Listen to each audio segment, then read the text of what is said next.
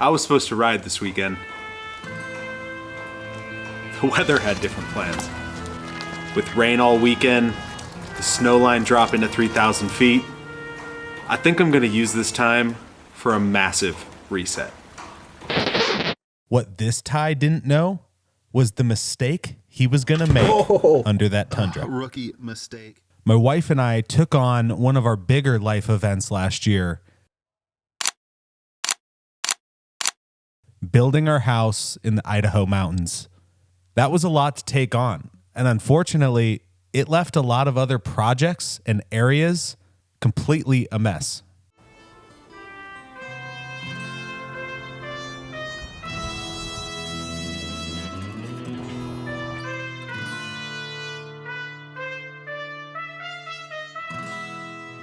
Since the riding's not happening this weekend, let's take this time and get everything back in order. Before we get to it, I got something to show you guys. My brand new helmet just showed up from 509. Let's take a peek at this thing.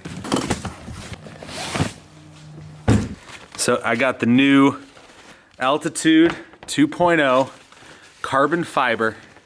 Comes with this awesome little bag. And just some of the most beautiful carbon weave that I've seen on a lid like this before. So the funny thing is my history with 509 actually goes pretty deep. I did all of their international sales for the last 3.5 years in Canada, Asia, and Europe. And this was one of our top sellers. This is one of the lightest helmets, and I actually use it whether I'm snowmobiling or dirt biking. So super versatile helmet. It looks freaking gorgeous. And I think that this is what I'm really looking forward to rocking this year. Right now we're at 65 subscribers, which is more than I thought we were gonna have right away. I mean, we're only a few videos in, but I think when we get to 200 subscribers, I'm gonna do a little giveaway on one of these. The main reason I want to do a giveaway is really more to give back to you guys for supporting me early on. I really appreciate it, and the support means a whole heck of a lot. So if this is my way that I can kind of give back to some of you guys that are giving me a chance, I think that would be pretty sweet. Journey to 200, here we go.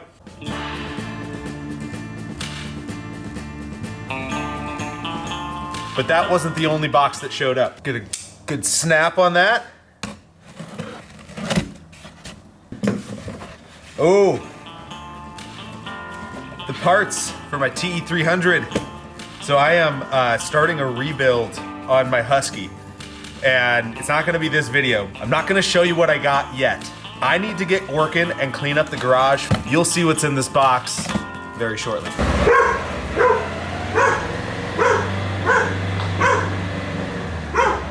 After every ride, every camp trip, every late night, the gear usually just kind of ends up here.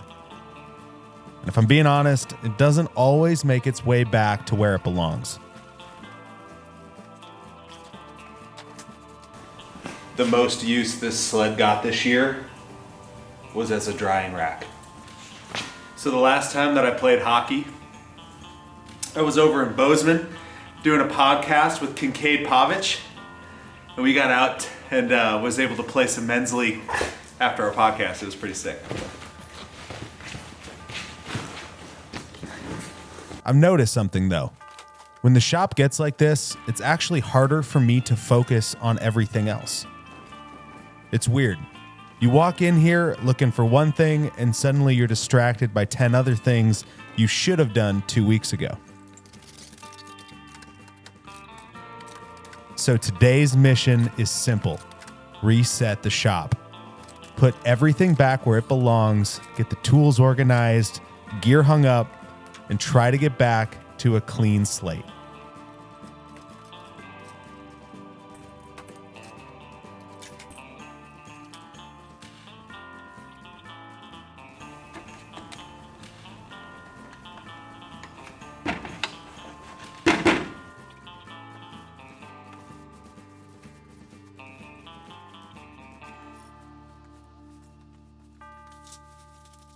All right, that's better.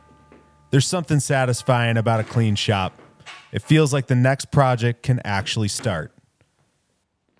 Wait a minute. My old skateboard. I forgot I even had one of these things. Let's see if I still got it. Yeah, we might just stick to riding trails. All right, enough of the cleaning. Let's see what bike parts showed up. First and foremost, top end kit, Vertex piston, all the other goodies, gasket kit. I'll just leave that in there. All the other washers.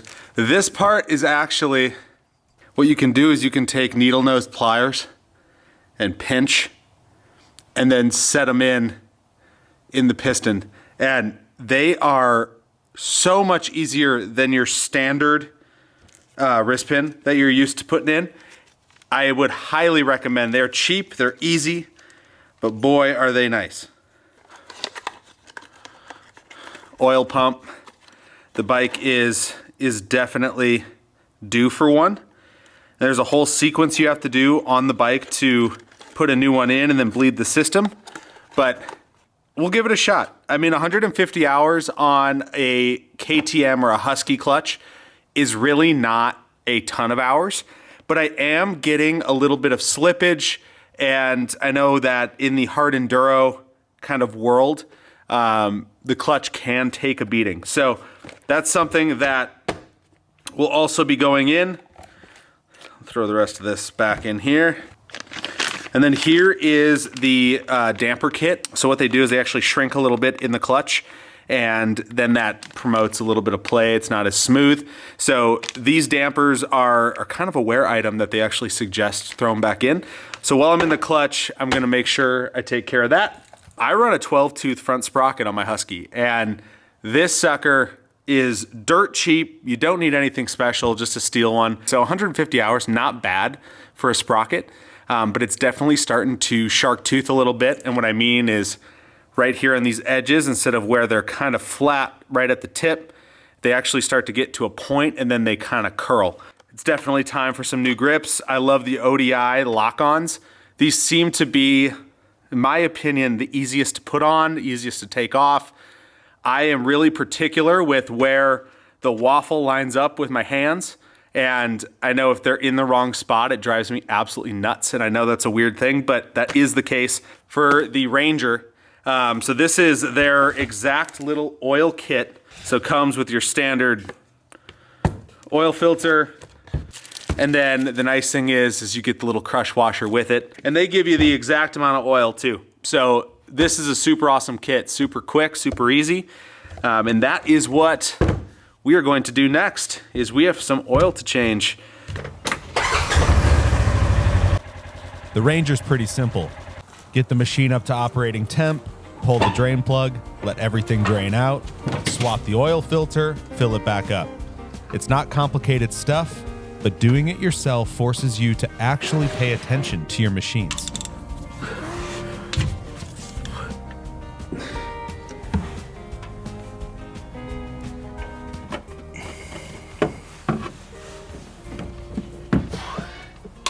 You start to notice things earlier, a loose belt, a worn hose, something that doesn't look quite right, and catching that stuff early usually saves you from a much bigger problem later.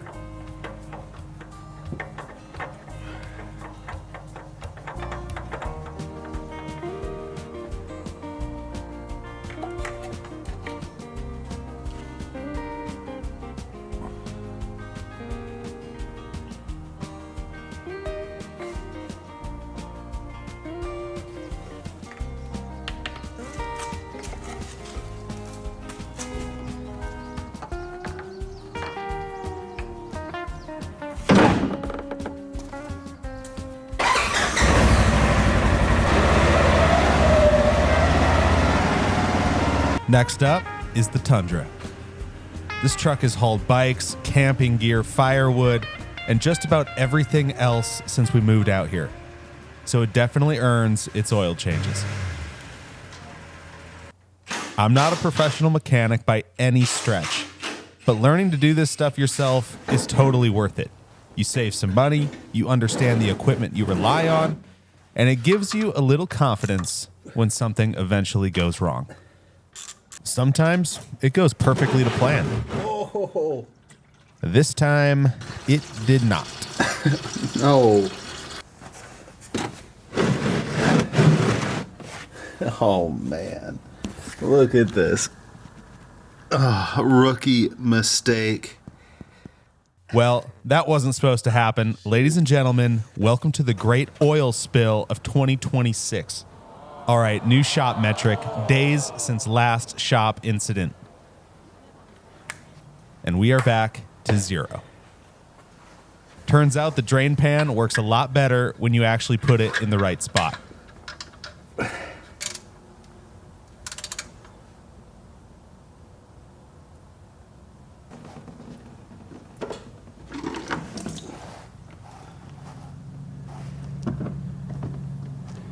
Taking care of your own equipment doesn't mean you do everything perfectly. Sometimes you spill 5 quarts of oil on the shop floor, but you learn something every time. And hopefully next time, I'll remember the drain pan.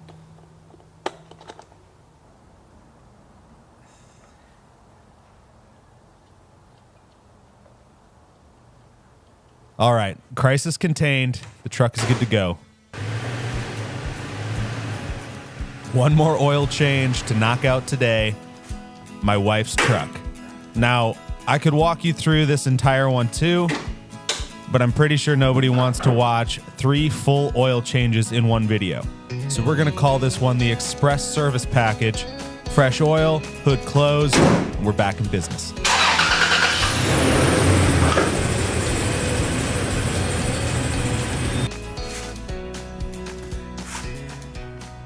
Fresh oil and everything. Old oil headed for recycling. Maintenance might not be the most exciting part of owning this stuff, but it's the reason these machines are ready when it's time to get out and use them.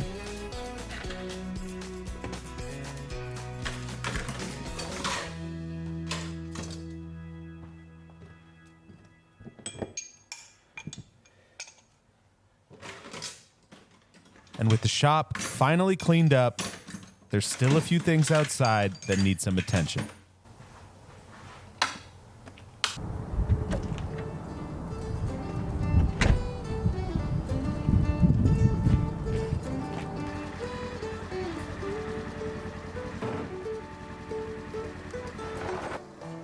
After finally getting everything cleaned up in the shop, I figured it was probably time to give a little attention to the outside.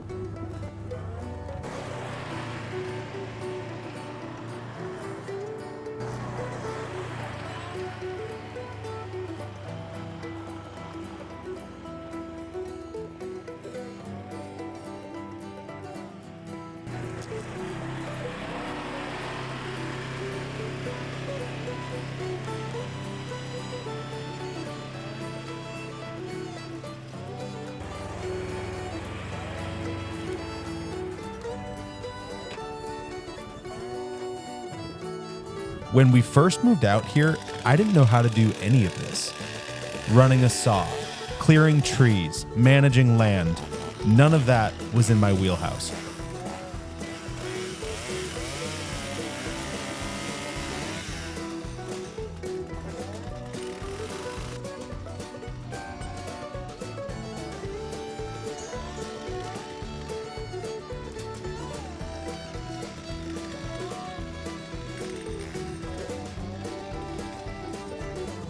And the truth is, I still have a lot to learn. But one thing I found out here is that if you're willing to ask questions, people are usually really happy to help. Not do the work for you, but to show you how to do it so you can be more self-sufficient.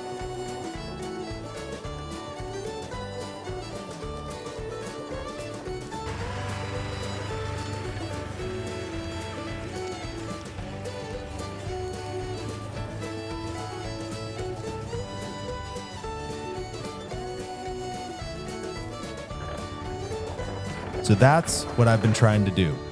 Learn a little at a time, chip away at projects,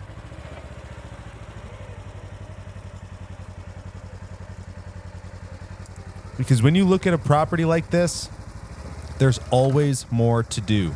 It can feel overwhelming fast. So the goal lately has been simple.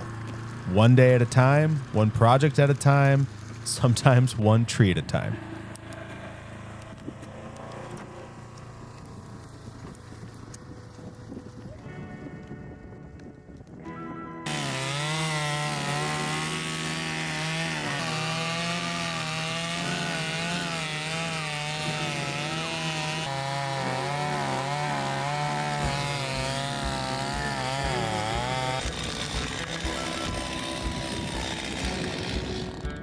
One thing I definitely didn't expect when we moved out here was just how useful this side-by-side would become. I originally bought it for trails and exploring. But the reality is it probably spends more time working than anything else. Moving trees, hauling tools, clearing brush, plowing. This thing has turned into one of the most useful tools I have on the property. It's funny how that works. You think you're buying a toy, and it ends up becoming part of the work crew. Most of its miles these days are spent right here, not on the trails, but helping chip away at projects around the property.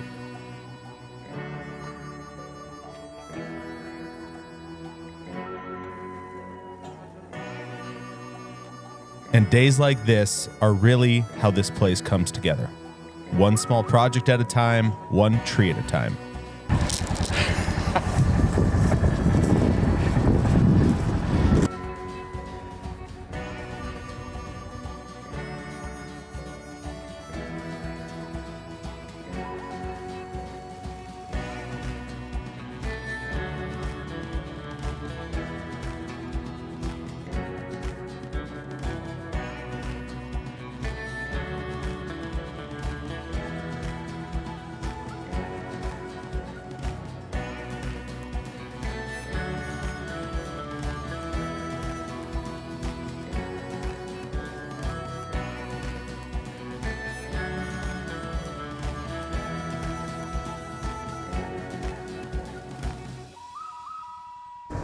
Look at that view right now.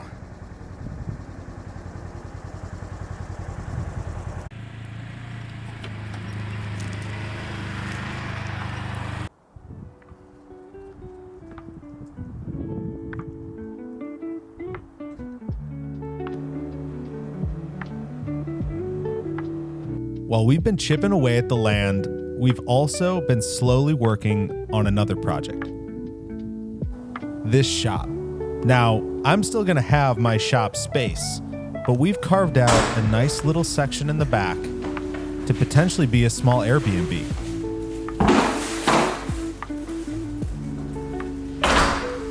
Nothing fancy, just a quiet place where someone could come out here, slow down for a bit, and experience this part of North Idaho the way we get to. Maybe go dirt biking. There's a ski hill close. Plenty to do out here. It's still very much a work in progress, but we'll keep chipping away at it, same as everything else out here. And I'll probably share some of the process along the way. But for today, I think that's enough projects. And it looks like dinner's ready.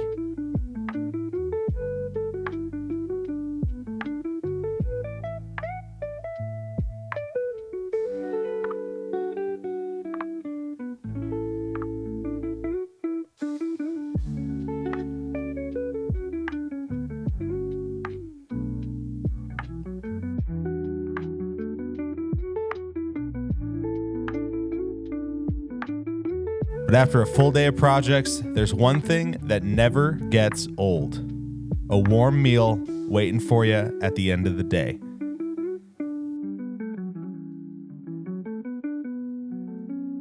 Thanks for coming along. If you enjoyed hanging out, you can subscribe here on YouTube. And if you want to keep up with what's going on around the property between videos, I post quite a bit on Instagram too. Now, if you'll excuse me, I've got a plate of food calling my name. We'll catch you on the next one.